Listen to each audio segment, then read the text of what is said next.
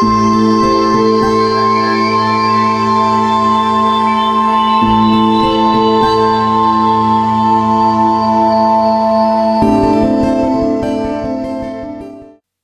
pessoal, mais uma vez aqui na TV FranTT, com grande satisfação que nós estamos dirigindo a vocês e podendo dar mais algumas dicas e falar um pouquinho mais sobre o nosso tênis de mesa.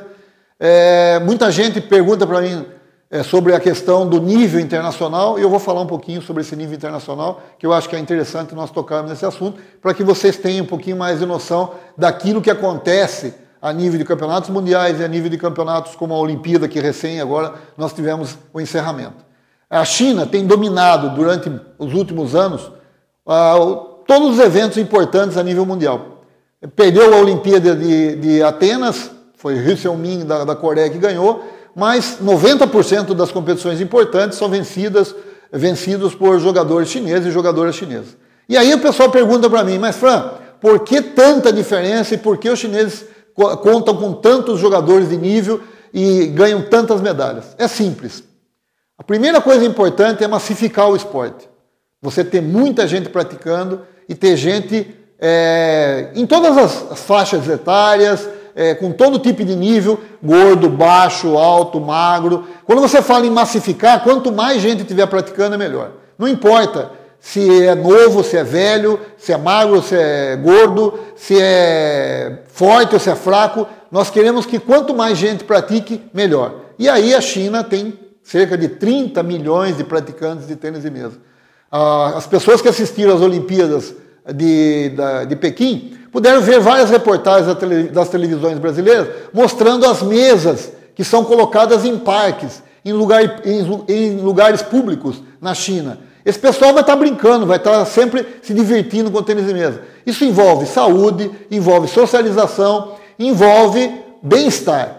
Então o tênis de mesa não pode ser encarado apenas como alto nível. Você tem que entender que o tênis de mesa também ele deve ser encarado para poder massificar como algo mais. Esse é algo mais, é a recreação, o lazer, é a saúde, a socialização, enfim. É o outro lado que não o alto nível, ok? Aí então nós temos na China 30 milhões de pessoas praticando. Aí você vai em todas as escolas, todo jardim de infância, toda escola primária tem tênis de mesa. E as crianças são selecionadas nesses lugares, aqueles que têm talento, são selecionadas para já estar fazendo um trabalho num outro centro, num outro lugar, para poder desenvolver um nível mais forte. Então, nessa fase, onde eles escolhem algumas crianças que têm dom, que têm facilidade, que têm talento, nós chamamos de detecção do talento.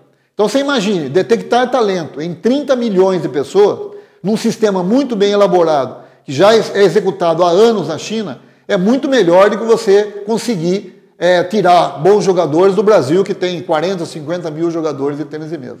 Então, aí é uma grande diferença que faz realmente, lá na frente, no final da nossa pirâmide, já ter alguma coisa diferenciada e que faz a diferença, né? Então, veja bem, nós temos a detecção do talento, onde as crianças são selecionadas, eles vão para um outro centro. Nesse centro de treinamento, 4 a 6 anos de treinamento básico, onde é desenvolvido todo o trabalho básico dessas crianças. Eles trabalham defesa, ataque, forehand, backhand, ataques e contra-ataques, enfim, toda a base, movimentação, serviço, recepção. É feito um trabalho muito meticuloso, muito exigente. Pra vocês terem uma ideia, crianças de 6, 7 anos de idade são selecionados, vão para centros de treinamento especiais, onde eles podem dar 3 telefonemas ao ano para a sua família, para rever o pai e a mãe. Criança de 6, 7 anos de idade. Seria quase humanamente impossível fazer isso no Brasil, dentro da nossa cultura, da nossa filosofia de vida. Certamente que as famílias dificilmente iriam aceitar uma situação como essa. Depois dessa fase básica de 4 a 6 anos, uma nova seleção acontece. Esses atletas vão para um outro centro de treinamento, já a nível nacional, onde vão incorporar um outro tipo de trabalho. Eles vão especializar o jogo e vão definir o estilo de jogo. Aí você vai conseguir aperfeiçoar mais rápido, mais forte, menos erro. Você vai usar as armas que você tem de melhor e vai aperfeiçoar o seu jogo. A partir desse momento, você vai definir se você vai ser um atacante, se você vai ser um jogador defensivo que vai contra-atacar, se você vai ser um jogador que vai defender atrás e vai atacar na mesa quando tiver com serviço, enfim. é definido o estilo de jogo do garoto e do mesatenista. Definido o estilo, vem a etapa de lapidação, onde o garoto vai, através do seu jogo, tentar enfrentar da melhor forma possível todos os seus adversários que têm estilos diferentes. Então, nessa outra etapa, o jogador ele é testado contra defensivo, contra atacante. Ele vai pôr em prática tudo aquilo que ele aprendeu e vai tentar ganhar os jogos. Nesse momento ele vai aprender qual é o melhor caminho para se jogar com cada estilo de jogo diferente. E na China, vocês sabem, como existem muitos jogadores, existe muito tênis de mesa, também existem variações de estilos enormes. E os jogadores que estão nessa fase de lapidação, eles podem praticar com uma gama enorme de variação e com isso leva uma vantagem muito grande. Feito a etapa de massificação, detecção, especialização e definição do estilo, a lapidação, esses jogadores entram para o circuito internacional, que são aqueles já que estão na beira, aí, já estão dentro dos jogadores selecionáveis que futuramente vão estar compondo seleção que vai jogar campeonatos mundiais, campeonatos olímpicos, enfim, os eventos mais importantes do tênis de mesa mundial.